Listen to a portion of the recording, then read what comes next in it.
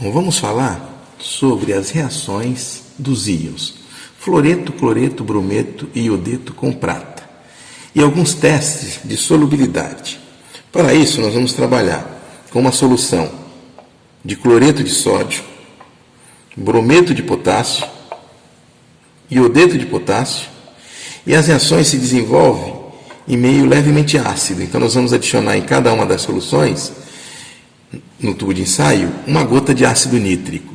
Tá? Porque na hora da precipitação com prata, se o meio não for ácido, se for levemente alcalino para neutro, pode acontecer a precipitação de hidróxido de prata ou óxido de prata.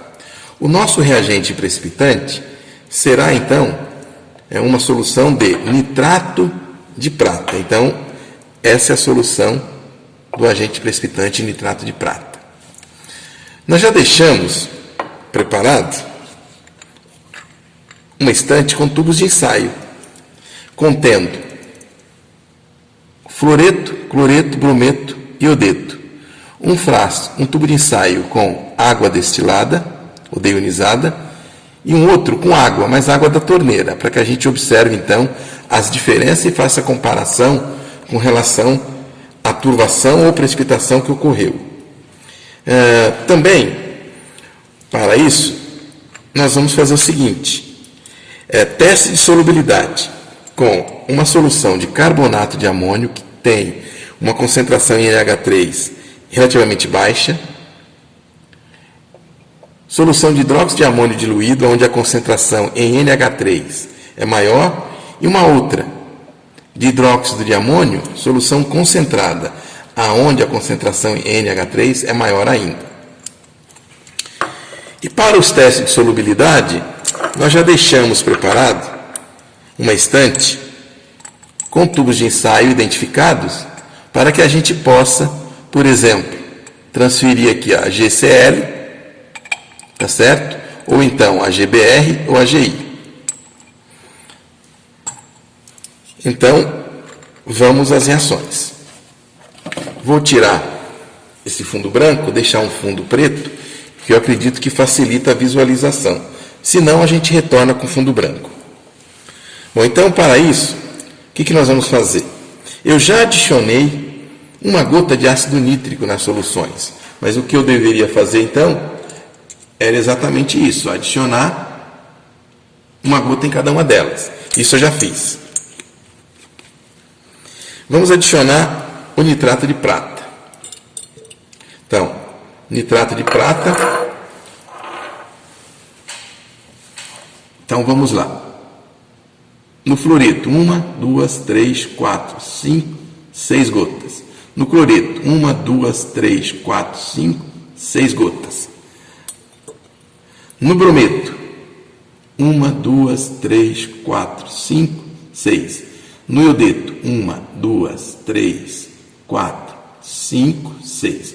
Observe que eu não toco na boca do tubo. Eu sempre tenho que adicionar essa gota do reagente um pouco acima, tomando cuidado de não encostar na boca do tubo, porque senão eu posso contaminar a minha solução de onde eu retirei esse conta-gota. Muito bem, o que nós observamos? Fluoreto não precipita, não aconteceu absolutamente nada. Com cloreto, observamos a formação de um precipitado branco.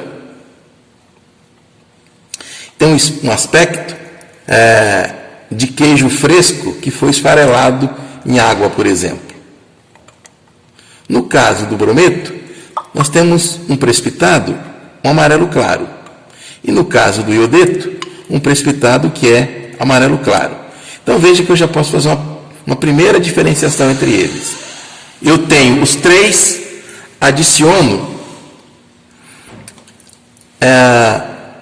a prata. Aonde precipitou branco só pode ser cloreto de prata. Muito bem. Aonde tem água destilada, vamos adicionar o nitrato de prata.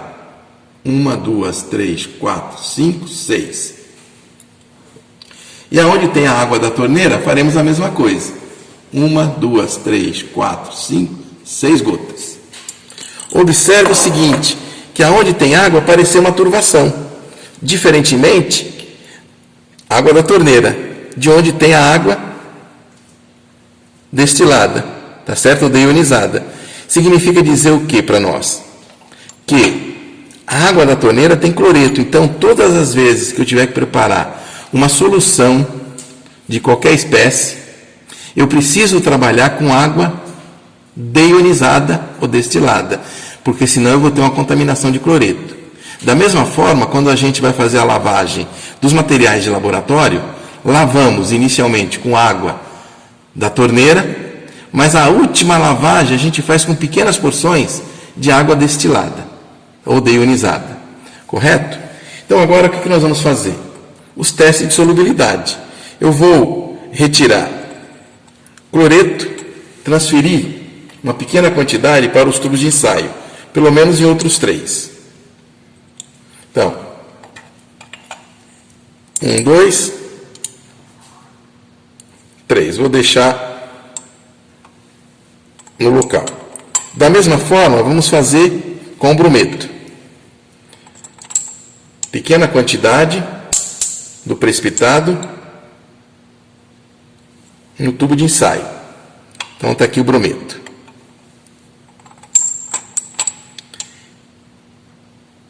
Idêntico trabalho faremos com o iodeto.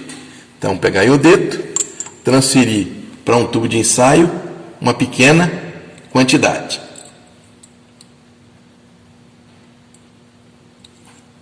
Então tem aqui precipitado de iodeto. E agora nós vamos fazer o quê? Vamos adicionar a solução que tem menor quantidade em NH3, que é o carbonato de amônio. Então, adicionando o carbonato de amônio, o que é que vai acontecer ao cloreto?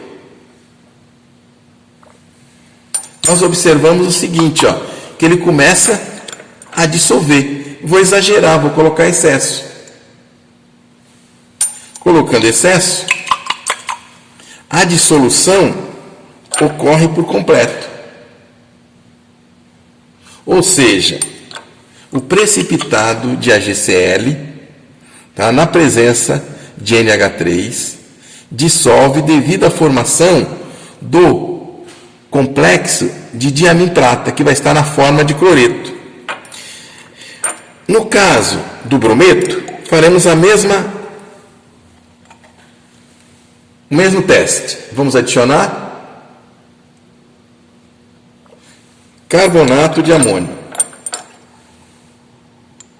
Excesso de carbonato de amônio. O que nós observamos? Não dissolve. Continua precipitado. Ou seja, enquanto o cloreto de prata dissolve na presença de uma solução muito diluída de NH3, o brometo não dissolve. E vamos ver o iodeto. Então, o iodeto na presença de carbonato de amônio. Vamos adicionar o carbonato.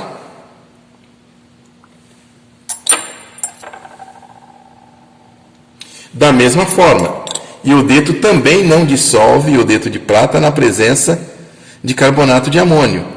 Então, isso está relacionado com os produtos de solubilidade das espécies. Enquanto o cloreto de prata tem um KS na faixa de 10 a menos 10, o brometo está na faixa de 10 a menos 13. E do iodeto na faixa de 10 a menos 16. Ou seja, o iodeto de prata é muito mais insolúvel do que o brometo, que é muito mais insolúvel do que o iodeto.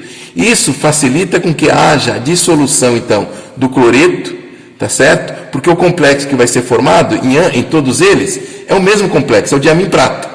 Então, vai existir dois parâmetros aí, que é o KS e o produto e a constante de formação, tá, que vão estar competindo para prevalecer no meio. Como no caso de diamim-prata aqui, eu coloquei uma concentração, a quantidade de NH3 que foi suficiente para a dissolução. A mesma quantidade já não dissolve o brometo. E da mesma forma que não dissolve o iodeto. Tá certo?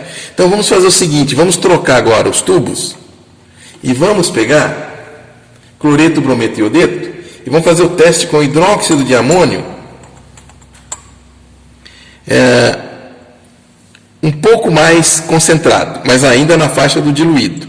Então, cloreto, brometo e vamos pegar o iodeto. Então, todos eles organizados. Então, vamos adicionar hidróxido de amônio, solução que tem uma concentração maior em NH3. Então, vou adicionar aqui no cloreto de prata. Observe que já ocorre a dissolução. No caso do brometo, eu já não estou observando esse mesmo fato. Ó. Tá? Então, observe que no caso do cloreto, a dissolução foi total, mas brometo e iodeto não acontece a dissolução. Permanece como tal. Então, vamos novamente fazer a troca. Vamos pegar agora os precipitados do cloreto, brometo e iodeto com hidróxido de amônio. Então, cloreto, brometo e vamos pegar o iodeto.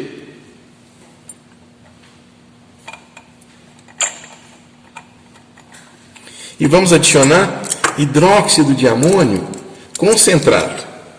Então, na presença de hidróxido de amônio concentrado, obviamente que o cloreto vai dissolver muito mais facilmente. Tá certo? Então, adicionei hidróxido de amônio concentrado, dissolução total. No caso do brometo, hidróxido de amônio concentrado, veja o que acontece. Eu já começo a ter uma parcial dissolução. Dependendo da quantidade que eu venho adicionar, pode ser, em função da quantidade do precipitado, que eu faça a dissolução total. Ó, basicamente, consegui fazer a dissolução total. E no caso do iodeto, no iodeto, vamos adicionar o hidróxido de amônio, solução concentrada, e observe que por mais que eu adicione, não acontece dissolução. Ou seja, nem na presença de hidróxido de amônio concentrado ocorre a dissolução do iodeto de prata. Ele permanece insolúvel. Tá certo? Então, é uma outra diferenciação. Ou seja, hidróxido de amônio concentrado, dependendo da quantidade do brometo, eu consigo fazer a dissolução, e no iodeto eu não consigo de maneira alguma fazer a dissolução. Tá certo? Então, voltando, o fluoreto não precipita, cloreto precipita, brometo precipita e iodeto precipita com prata. Cloreto dissolve na presença de carbonato de amônio, brometo e iodeto não. Mas cloreto e brometo de prata dissolve com hidróxido de amônio concentrado e o iodeto não. Então, essas são as diferenças. Observe que fluoreto nada acontece. Vocês poderiam falar, será que esse camarada que está fazendo o teste realmente colocou fluoreto aí dentro? Bom, eu posso provar isso para vocês. Se eu adicionar sobre essa solução de fluoreto um sal que tenha cálcio, por exemplo, um nitrato de cálcio, deve acontecer precipitação, porque fluoreto de cálcio é insolúvel. Então, adicionando cálcio, olha lá, tem a precipitação, ou seja, tinha fluoreto realmente. Tá? Porque realmente não precipitava, não precipita com prata. Correto? Então, eu acredito que isso aí ficou claro, e vocês conseguem agora perceber que eu posso, numa mistura dos três, fazer uma separação. Tirar primeiro o cloreto, depois o brometo e por último o iodeto. Mas brometo e iodeto, a identificação deles numa amostra, quando juntos, eu posso fazer utilizando reação de óxido-redução, que é uma reação empregando água de cloro.